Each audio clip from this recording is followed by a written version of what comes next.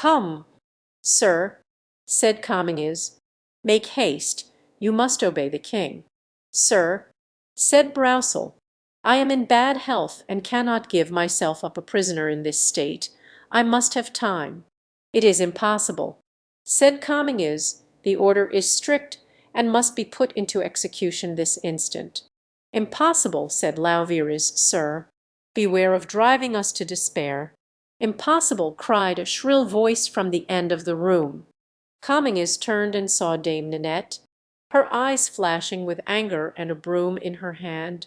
"My good Nanette, be quiet, I beseech you," said Broussel. "Me keep quiet while my master is being arrested, he, the support, the liberator, the father of the people. Ah, well, yes, you have to know me yet. Are you going?"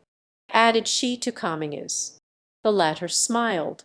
"Come, sir," said he, addressing Broussel, "silence that woman and follow me. Silence me. Ah, yet one wants some one besides you for that. My fine king's cockatoo you shall see."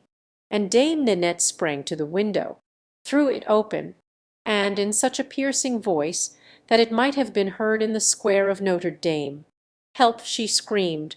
"My master is being arrested. The Councillor Broussel is being arrested. Help!" "Sir," said Comminges, "declare yourself at once. Will you obey, or do you intend to rebel against the king?" "I obey, I obey, sir," cried Broussel, trying to disengage himself from the grasp of his two daughters, and by a look restrain his son, who seemed determined to dispute authority. "In that case," commanded Comminges, "silence that old woman." "Ah, old woman!" screamed Nanette, and she began to shriek more loudly, clinging to the bars of the window. "Help, help for Master Broussel, who is arrested because he has defended the people. Help!"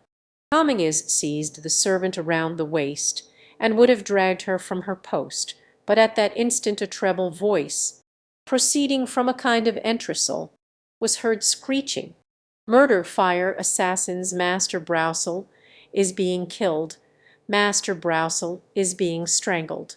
It was Fricot's voice, and Dame Nanette, feeling herself supported, recommenced with all her strength to sound her shrilly squawk.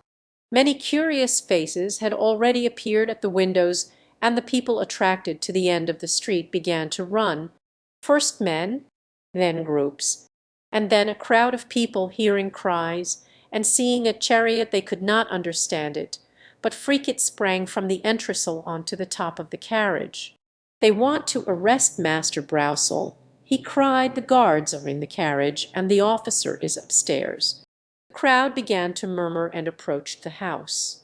The two guards who had remained in the lane mounted to the aid of Comminges. Those who were in the chariot opened the doors and presented arms. "Don't you see them?" cried Fricot. "Don't you see, there they are?" The coachman, turning around, gave Fricot a slash with his whip. "Ah, devil's coachman!" cried Fricot, "you were meddling too wait!"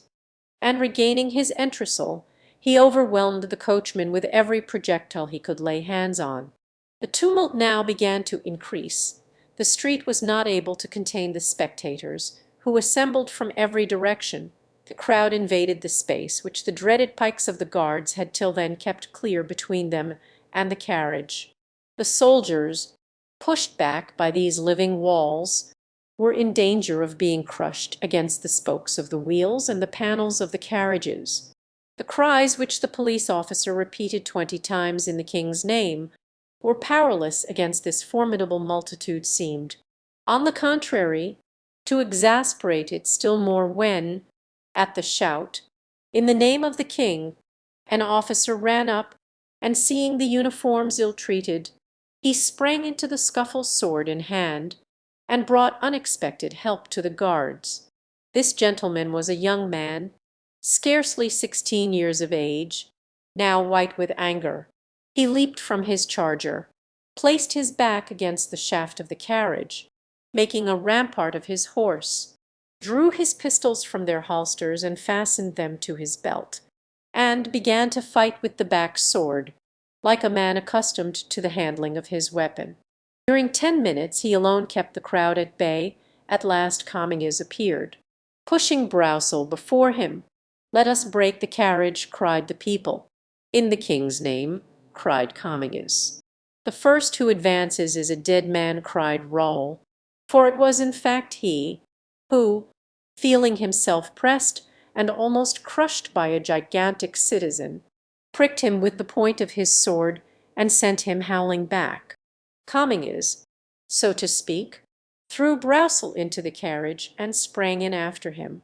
At this moment a shot was fired, and a ball passed through the hat of Comminges and broke the arm of one of the guards. Comminges looked up and saw amidst the smoke the threatening face of Lauvires appearing at the window of the second floor. "Very well, sir," said Comminges, "you shall hear of this anon.